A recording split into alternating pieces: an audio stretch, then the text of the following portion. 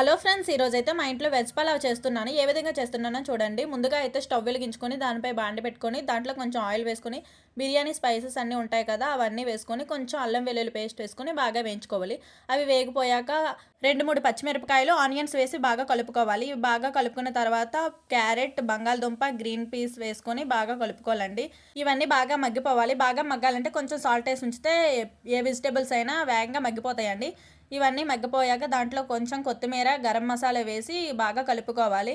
మీ దగ్గర ఉంటే బిర్యానీ మసాలా కూడా వేసుకోవచ్చు. బాగా కలుపుకున్న తర్వాత బియ్యం అయితే వేసుకోవాలి, బాస్మతి రైస్.